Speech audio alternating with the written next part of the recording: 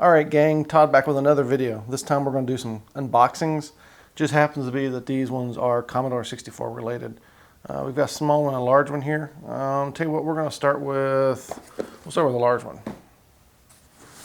Pretty good sized box. Some of you might know what this is already just by seeing the box, because you've probably seen some of these on YouTube already. This is something that I originally hadn't had any plans on purchasing. It just wasn't something that particularly caught my fancy until I saw some videos on YouTube.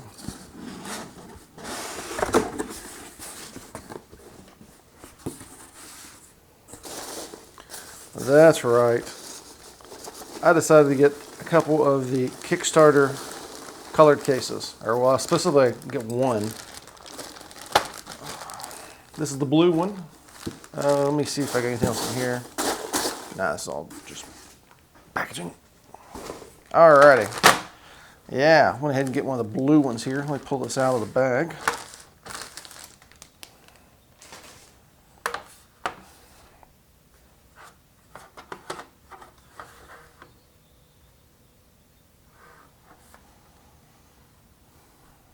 Pretty high quality molding. I see down here a little bit of flashing. It needs to be cut off where the badge goes, but it's no big deal. We've even got, well, this is nice. He even included the feet, the screws, and the Kickstarter limited edition badges. I didn't think he was going to do any more of these. I thought these were only for the people that backed Kickstarter. So that's actually kind of nice. I can pick which one of these stickers looks best with the case.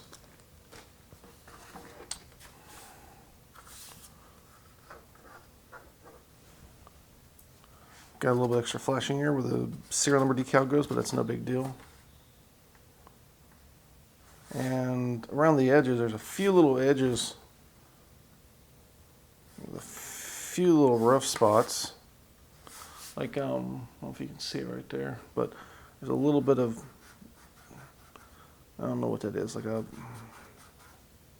something might be able to clean off. It's like a little bit of, I don't know, maybe a little darkness in the plastic, a little lightness in the plastic there. But overall, yeah, if you feel this, this feels like an original plastic case. I mean, this feels like, on my Commodore over here, the way this plastic feels, that's the way this plastic feels. This doesn't feel like, you know, one of the cheap Hong Kong knockoffs type things. Like, you know how sometimes you'll buy these transparent cases for like a Dreamcast or an Xbox or something like that, and they come with this really crappy, brittle plastic that it just feels, when you hold it in your hands, it feels cheap. This doesn't. This feels like an original Commodore case. This feels like the same kind of plastic. I mean, just the way the plastic feels, the texture on it, it feels like it would have felt back then, and it's all new. So that's really nice. And I think this will look really sharp with the color keys that I have on my Commodore here. Mine has the lightish beigeish cream color keys, which I'll probably need to clean them all up before I put this together. But actually, the reason I even decided to pick this up was because I saw a video on YouTube, specifically the one from, I believe his name is Gadget UK 164. He posts a lot of retro video game videos, and he's done quite a few Commodore ones recently. And I'd originally had no intent on picking up any of these. When I saw his video, and specifically the blue case, he went ahead and put his together with a blue case. I think he picked up a blue and a red one, but he put his together in the blue case. And to be honest, I was like, wow, that looks actually pretty damn sharp. It just makes it look something unique, look, you know, something different. So I went ahead and picked one of these guys up, and I'm really looking forward to putting this together. I'm going to do another couple videos over the next couple of days, and I'm definitely going to feature a video taking apart my C64C and then putting it together in this blue case, and see how that all works out and see how that looks. I'm really excited to see what that looks like. So yeah, it looks nice. All right, we have another unboxing here, another Commodore item. Let's open this one up. This one came to me from the UK.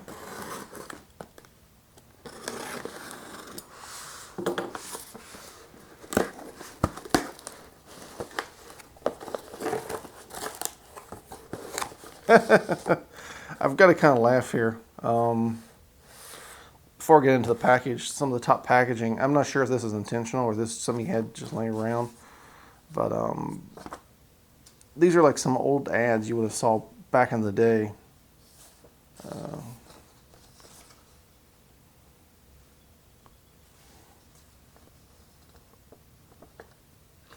Some UK, looks like some UK sellers. Let's see if we can get that. I don't know if we can get that in focus.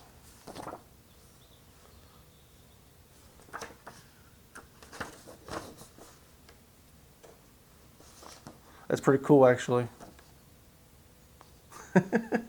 A data set doctor. I gotta laugh at that. This is pretty cool, actually. I'm about to hold on to this. This is pretty neat. Then we got here a little wanted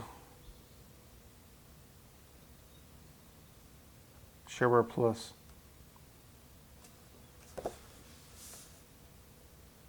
That's pretty neat too. I'm gonna hold on to those. That's just kind of funny. Alrighty, let's get to the meat and potatoes of this box.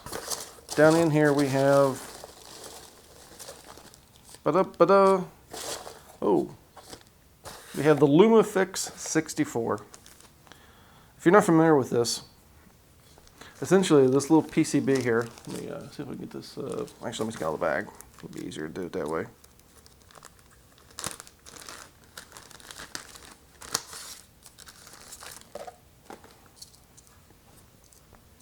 This little board here, little circuit board, little PCB. Let's see if we can get this thing in focus here. There we go.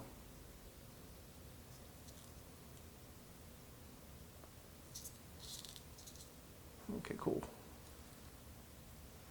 All right, this little guy here, essentially what happens is you take your VIC II chip out of your Commodore 64, provided it's socketed. If it's not socketed, you'll of course need to desolder the chip and then put a socket in its place. But anyways, you remove it from the board, you put this in the socket, and then you put the VIC II down the top of it. You turn your Commodore on, and then you use a little tiny screwdriver and you twiddle these little pots up here. And essentially what this thing does is fixes the vertical bars that run up and down in the picture on the Commodore 64. My Commodore 64 has a really sharp video picture. However, like the majority of Commodore 64s, it also has these horrible vertical stripes running up and down the picture. It's mostly noticeable on a light blue background, like say the Commodore 64 Basic. When you power it up, you'll notice these very faint white lines running up and down the picture. And what this does is essentially, if I remember correctly, what it essentially does is drive voltage back into certain pins. These little pots let you control that will reduce that. On some Commodore 64s, it makes a world of difference. I mean, it's just flat out beautiful looking. On other 64s, whilst it does get rid of the bars, it also tends to soften the picture a little bit. So this will be interesting to pop this into Commodore and see how that works out for me. See if it indeed gives me the great sharp picture with no bars, or if it gives me a slightly, a little bit of blur, a little bit of a fuzzy picture. So it'll be interesting to see how that fares. Looks like it comes with a little manual here, giving you some details on how this works, how to install it. Yeah. It says LumaFix64 helps getting LumaFix64 helps getting rid. I would say that probably should say helps get rid, but anyway, helps getting rid of the problems by inverting the interfering signals and feeding it back into the Luma signal. But yeah, and I also noticed down in the package there's a couple more of these little advertisement things. Let's see if we can pull these out without damaging them.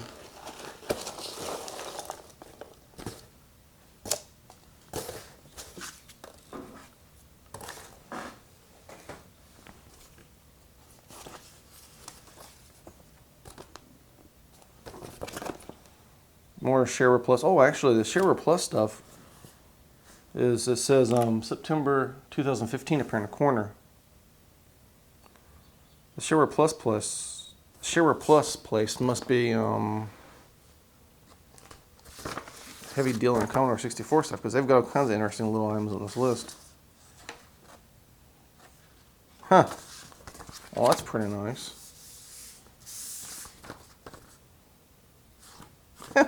That's pretty cool. Well, anyways, hope you enjoyed this unboxing of a couple little items here. I'm hoping over the course of the next couple of days I'm going to do a video on each of these, because I think each one deserves their own separate video rather than sticking them together in one. But yeah, we're going to do a video on both the Dallas Moore Kickstarter case, which looks fantastic by the way, and also I'm going to do one on the Lumafix64.